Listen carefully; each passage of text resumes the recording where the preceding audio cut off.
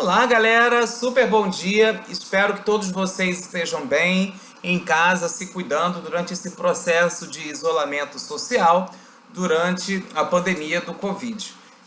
Gente, hoje nós vamos abordar a ideia da filosofia contemporânea e a crise da razão a partir do desenvolvimento desta.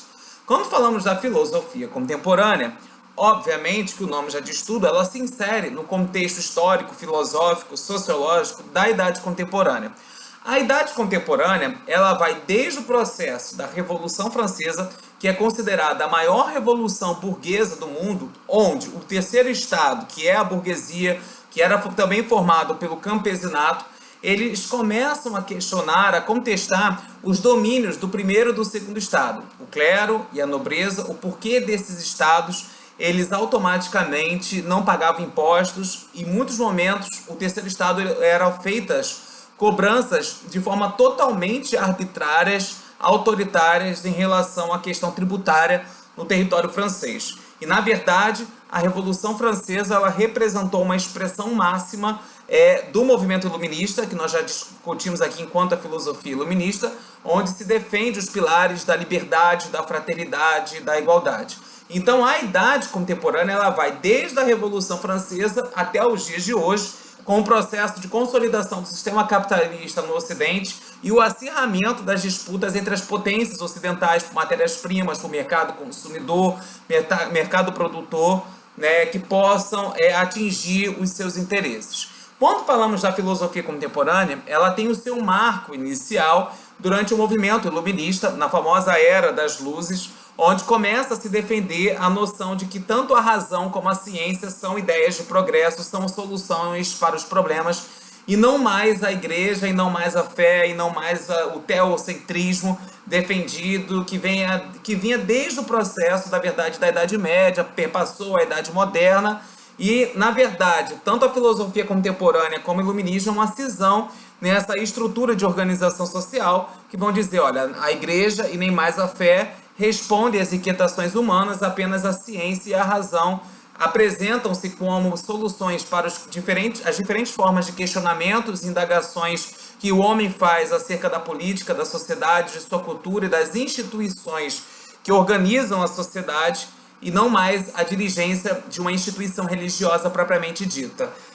Por conta disso, nós vamos perceber que na filosofia contemporânea irão surgir várias escolas com diferentes formas de pensar, sobretudo porque você tem o desenvolvimento das ciências humanas, você tem o desenvolvimento das ciências naturais, né, a cisão, a quebra, a ruptura dos famosos sistemas políticos que vão levar à emergência aí de diversas áreas, né, de produção de conhecimento, como por exemplo as ciências sociais, a etnologia, a própria questão da antropologia, a própria filosofia se afirmando enquanto ciência, a história também enquanto ciência, né, a própria afirmação das ciências exatas, então, ou seja, a cientificidade das diferentes formas de organizações do conhecimento.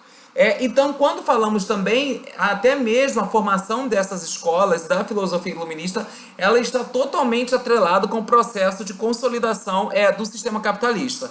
E, na verdade, nós vamos perceber esse ápice com a Revolução Industrial na Inglaterra, onde automaticamente a Inglaterra foi a pioneira desse processo, sobretudo findando o trabalho manufatureiro e artesanal, onde as máquinas, aos poucos, paulatinamente, se transformavam no setor de produção, redimensionando as estruturas sociais. De um lado você terá a burguesia enquanto a classe que detém os meios de produção, e o proletariado enquanto a classe que aluga a sua força de trabalho. Se intensifica a lei de oferta e procura, o capitalismo se consolida enquanto sistema que defende o lucro, o individualismo, a propriedade privada, a lógica de produzir mais, vender mais, para que você possa intensificar a lei de oferta e procura e acumular o capital a partir da burguesia.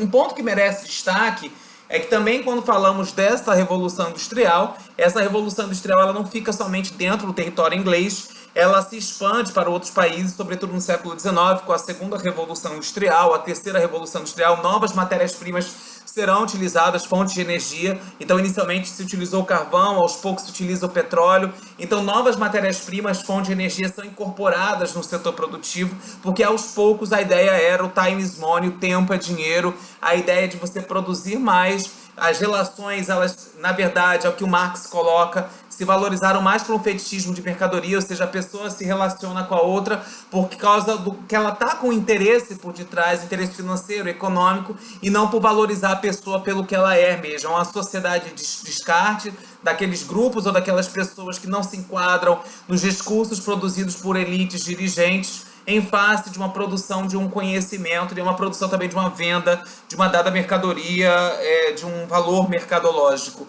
E por isso nós vamos ter a figura do Horkheim. O Horkheim, ele se insere na famosa escola de Frankfurt.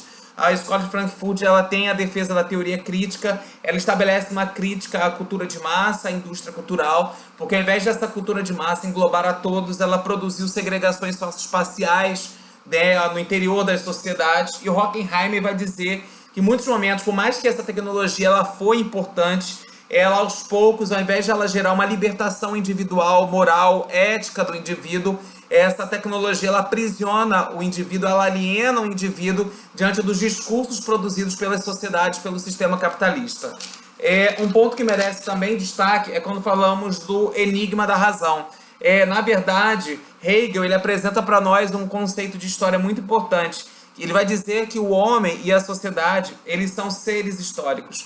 O homem é um ser histórico, a sociedade ela é histórica. O homem é filho do seu tempo, ele sofre e exerce influência na conjuntura e na estrutura política, social, econômica, institucional, cultural do seu tempo. Então ele não é um ser à parte. E a partir desse conceito surge outro, que é o conceito de progresso formulado pelo Augusto Comte, que é o famoso pai do positivismo, que já discutimos em sociologia, onde ele começa a perceber que para que a sociedade possa ter ordem e progresso, ela precisa andar ao lado da razão, do desenvolvimento científico e tecnológico.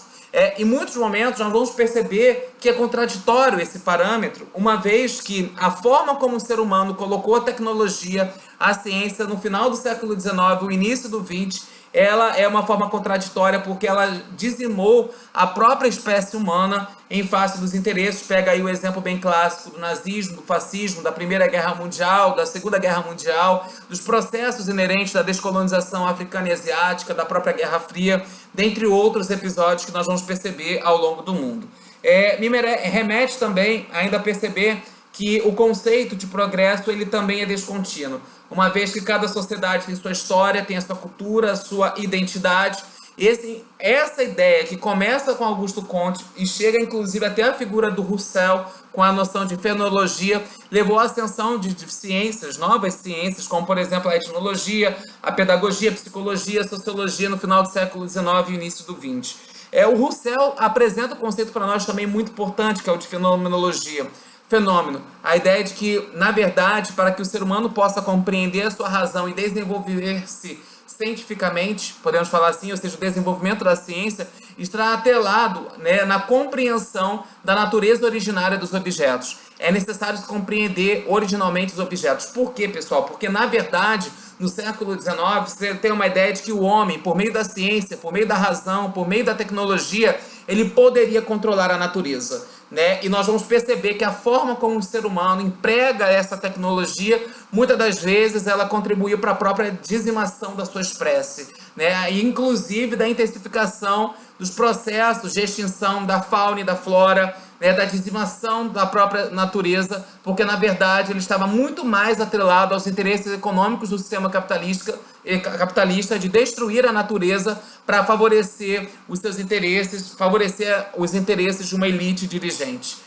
Interessa-me ainda mostrar que também Marx pensa dessa forma de analisar, trazer à tona no final do século XIX e XX o conceito de ideologia, né, o conjunto de valores, de normas que vão moldar os comportamentos dos indivíduos. É um poder simbólico, é um poder invisível, mas que reflete no visível das ações humanas. E o Sigmund Freud, ele traz a ideia do desenvolvimento da psicologia, ele traz a ideia de que o consciente ele pode ser um poder que atua no controle da consciência, né, famoso pai da psicanálise, né, entre outros filósofos. A gente vai discutir aqui o Jean-Paul Sartre, o Friedrich Nietzsche, a própria escola de Frankfurt com a teoria crítica, né, e a crítica que ela estabelece por meio desta, né, em relação à indústria cultural, em relação à cultura de massa. E merece também destaque o pensamento do filósofo Wittgenstein, onde ele vai começar a defender a filosofia da linguagem, que por meio da linguagem se transmitem valores, se transmitem ideias, ensinamentos, se moldam comportamentos e ações dos indivíduos na sociedade, no seu espaço,